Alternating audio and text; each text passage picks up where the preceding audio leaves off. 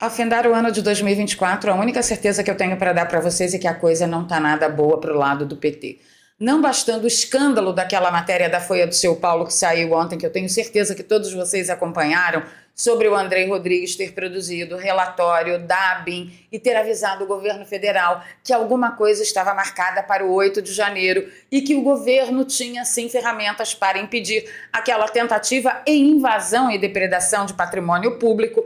Não bastando isso, no dia de ontem nós tivemos um ex-ministro de Janjo vindo a público confessando que inventou todos os números da época da sua gestão junto com o governo federal. E eu vou trocar em miúdos com vocês a respeito disso, porque eu, meu amigo, não queria estar na pele de nenhum petista num momento como esse do país, com o dólar acima de 6, e a gente vai falar também da patifaria que foi essa regulamentação da reforma tributária, que supostamente ajudaria os pobres, quando certas propostas, como, por exemplo, a de isenção do imposto de renda para quem ganha até 5 mil reais, nem foi apresentada. Mas a temperatura estava tão alta que ninguém, nem eu, lembrei disso na hora do frigir dos ovos ali.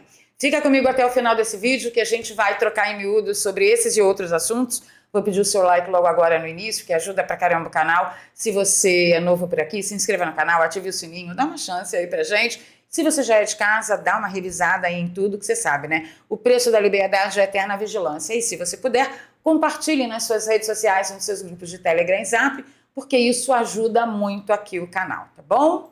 E a gente começa com ele, nosso grande herói que foi solto, ele não foi liberto, né? Ele saiu da prisão e foi para a prisão domiciliar. Não parece nem uma progressão para o regime aberto.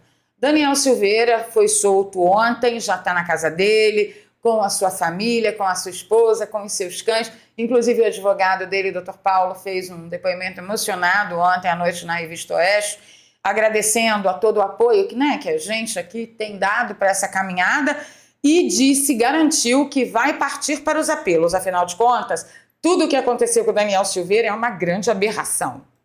A começar pelo crime que não tem prescrição nem no Código Civil nem Penal. Segundo, ele recebeu a graça. E terceiro, ele está progredindo para o regime aberto, né? Ele foi condenado por um crime que não cometeu, foi agraciado e ainda cumpriu pena e ainda não está sendo libertado como deveria. Coisas da democracia relativa que só acontece no país das bananas.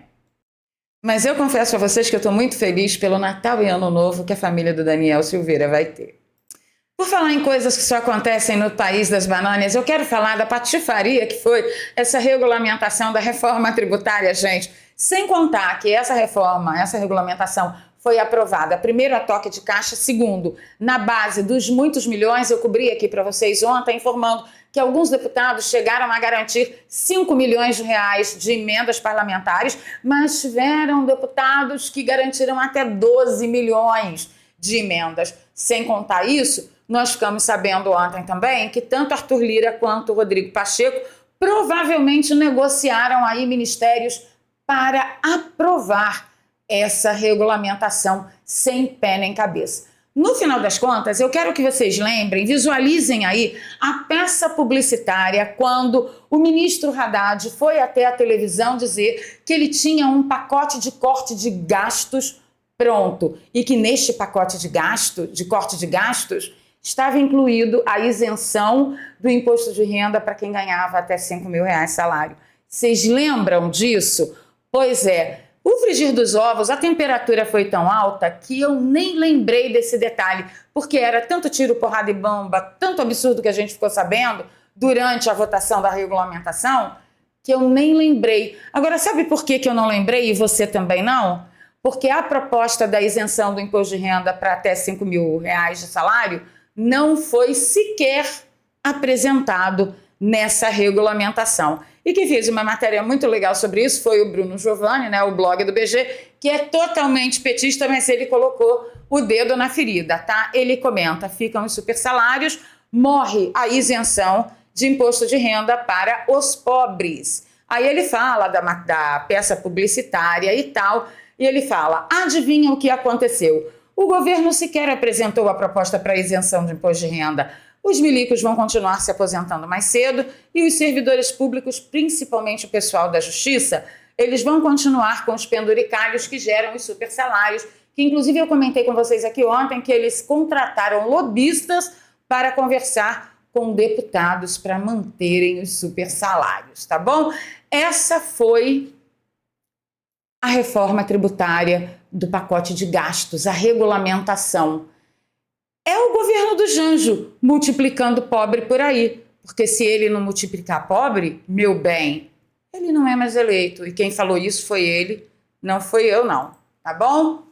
Bem, eu vou fazer um passant aqui, um comentário a respeito do absurdo que foi a matéria que a Folha do São Paulo fez ontem, porque vocês sabem, né? Se não é a mídia do regime, você não pode falar porque você cria problemas com a democracia relativa. Mas ontem a Folha do São Paulo fez uma matéria interessantíssima com prints de documentos oficiais que a equipe de Lula, chefiada pelo André Rodrigues, que é o atual diretor da Polícia Federal, recebeu relatórios da ABIN antes do 8 do 1. Eles receberam relatórios dizendo que o 8 do 1 poderia ter algum problema lá em Brasília em dezembro de 2022, ou seja, quase um mês antes, permitindo perfeitamente que o governo conseguisse impedir qualquer tentativa de invasão ou depredação de patrimônio público, como foi o que aconteceu no 8 de janeiro, porque para mim não passou disso que aconteceu. Né, esse negócio de golpe, vai derrubar a República e que não sei o quê, num dia que não tem ninguém nos prédios públicos, enfim. As canalices vocês já conhecem todas. Mas, agora a gente tem prova, por exemplo, de que o André Rodrigues mentiu na CPI, dizendo que ele falou só, fez um relatório oral, verbal, e não, a Folha do São Paulo apresentou documentos. A reportagem da Folha do São Paulo procurou tanto a PF quanto a ABIN, mas eu acho que eles não tiveram tempo suficiente de colocar em prática toda a sua criatividade e não quiseram se pronunciar. Vamos ver se a Folha do São Paulo avança nessas investigações e nos traz, mesmo que picadinho que seja, maiores detalhes ou maiores provas, porque eu estou até agora esperando o Glenn Greenwald. Quem lembra do menino Glenn? Com 6 gigas de pendrive da Tonga da Mironga do Caboletê, que colocaria toda essa estrutura abaixo. Eu estou esperando até agora. Não, é complicado, vamos aguardar. E ontem nós tivemos Daniela Lima dando ciricutico, meu amigo, porque teve uma festa de final de ano do PT que deu ruim. Quase se estapearam e teve gente que foi embora até sem comer.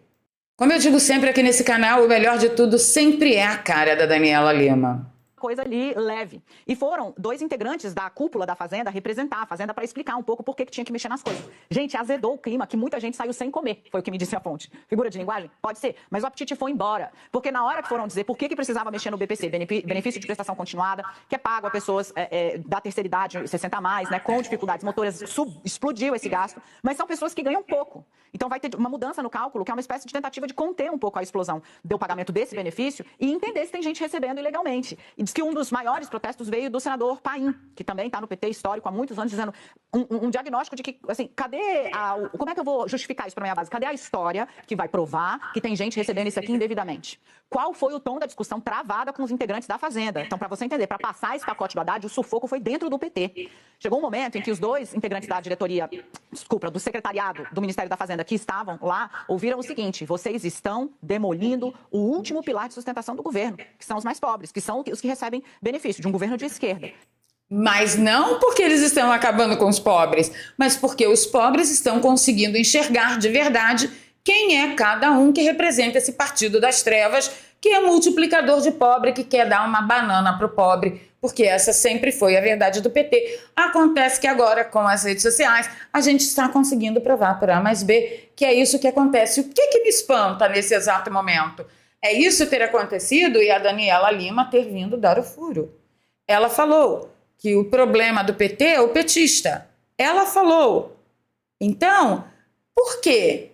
É a hora da gente perguntar, até tu, CNN, até tu, Globo News, até tu, Daniela Lima, o que será que está acontecendo que ainda não nos contaram? O que você acha? Deixa aí para mim nos comentários que eu estou aí com vocês já.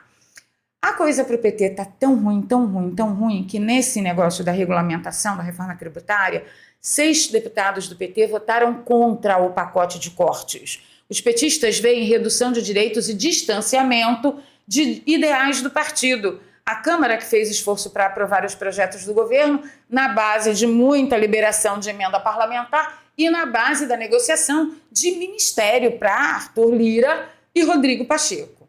Tá? Mas o pior do dia de ontem para o PT você ainda não sabe, porque para mim essa matéria aqui fecha a tampa do caixão.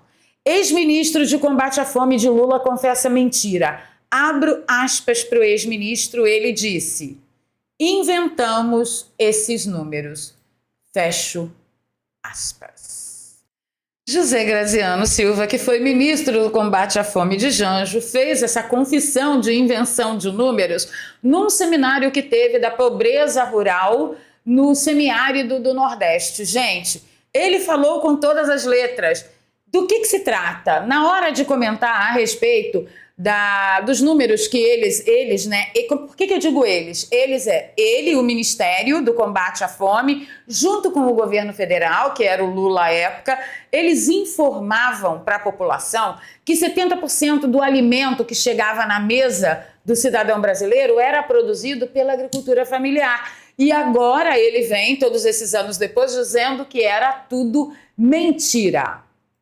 Vou ler a matéria para vocês, olha só. Uma mentira repetida à exaustão pelo PT e pelos movimentos sociais de esquerda nos ataques contra o agronegócio foi desmascarada pelo próprio autor da fake news, José Graziano da Silva, ex-ministro do combate à fome no primeiro governo de Lula, confessou que ajudou a inventar que 70% dos alimentos produzidos no país são provenientes da agricultura familiar. Foi durante um seminário sobre pobreza rural no semiárido nordestino no início do mês. Graziano admitiu que os 70% foram inventados sem nenhum respaldo na realidade. Abro aspas para o ex-ministro de Lula. Não acho que nós comemos as coisas que são produzidas pelos agricultores familiares. É um erro nós continuarmos pensando assim. Faz parte da herança agrária e agroeconômica que nos atrapalha tanto. Hoje não são mais os agricultores familiares que alimentam a cidade. Pior que um erro é um terraplanismo ignorar os números, afirmou Graziano, considerado pai do programa Fome Zero. Então, o que você está assistindo aqui nesse programa agora é eu contar para você que o pai do programa Fome Zero iniciou e deixou como legado números inventados, mais ou menos parecidos, pelo menos na minha opinião, com o que acontece hoje lá naquele tal do IBGE mágico, né, que pegou a taxa de desemprego e jogou na chão. Pois é, a pergunta que não quer calar é: será que esse ministro e o Lula vão ser presos por fake news? Vão perder os seus direitos políticos? Vão perder o direito de usar as redes sociais? Vão ser jogados numa prisão e proibidos de falar com outros mentirosos da República? Fica a reflexão. Gente, que dia ruim para o Janjo, misericórdia. Já que a gente está falando de dia ruim e de muitas mentiras deixadas pelo caminho, olha o estranho convênio, o estranho acordo que o Ministério da Saúde fez com a Biblioteca Nacional. A ministra Anísia Trindade informou ontem que o Ministério da Saúde firmou um acordo histórico, chamou ela, entre o Ministério da Saúde e a Biblioteca Nacional. Para quê? Para preservar a memória da pandemia de Covid e integrar saúde e cultura. Eu não sei onde que isso acontece, saúde e cultura, mas esse negócio de preservar a memória da pandemia de Covid me chama muita atenção. Por quê? Porque olhando lá para os países lá de fora, nós estamos vendo empresas de picadinhas sendo responsabilizadas, levando multa pela cara, governos perdendo ações por causa de efeitos colaterais, que aqui sempre foi negado, governos pedindo desculpa por terem imposto um lockdown que não foi eficaz e que eles sabiam que não era eficaz, a tal da máscara que eles também sabiam que não era eficaz. Enfim, será que a atual ministra da Saúde está tentando deixar peças publicitárias registradas na Biblioteca Nacional com uma história que não é bem a verdade e que anos depois nós podemos ouvir certas confissões a respeito do tema, como aconteceu com o famoso pai do combate à fome aqui no Brasil? Eu não sei, eu estou só especulando. Mas já que a gente está falando de Covid, olha só que estranho. A Renata Agostini disse que o Planalto exigiu o teste de Covid de ministros antes de almoço com Lula no Alvorada. Gente, vocês ouviram falar mais de Covid por aí? Porque eu não ouvi. Tá? Eu não ouvi. Aí, o melhor às vezes de certos posts são os comentários. Olha só o que a Nani Barbosa comenta. Principal cuidado para quem tem câncer é pedir o exame de Covid para as pessoas que chegam perto. Como que a Nani sabe disso? A mãe dela está em tratamento contra o câncer. Né? Aí o Fábio pergunta, ué, mas não estão todos octuplamente vacinados? A Pandora pergunta, eles vão ter que usar máscara e manter distanciamento social? Como é que vai ser? Então, assim, eu acho estranho, mas quem sou eu na fila do pão contra o Ministério da Saúde, a ciência dos woke e o Ministério da Saúde, que forma um acordo histórico com a Biblioteca Nacional em memória à pandemia da Covid. Quem sou eu na fila do pão? Uma mera especuladora. Totalmente, porque aqui eu estou fazendo um exercício apenas de pensamento, raciocínio e pura especulação. A pergunta que não quer calar. Gente, eu estou me sentindo uma palhaça nesse final de ano, e você? Conta aí para mim nos comentários. Ficando por aqui, pedindo seu like, seu compartilhamento. Ó, eu não vou sair não, tá? Segura aí que segunda-feira e terça a gente está de volta. Pedindo seu like, seu compartilhamento, vou pedir para você abrir o seu coração, essa generosidade e apoiar o nosso canal. Aqui tem um pix, eduardpravaleria.com. Capriche nos presentes de Natal, ora. Você não me deu nada esse ano todinho. Aí o pix aí. E na descrição eu deixo 2 contas bancárias e uma conta no PayPal, para você que nos acompanha de fora do Brasil. Pedir seu like, seu compartilhamento, seu comentário, se inscreva no canal, ative o sininho. É uma picardia que acontece nesse país. Tá ruim demais pra gente. Tá ruim.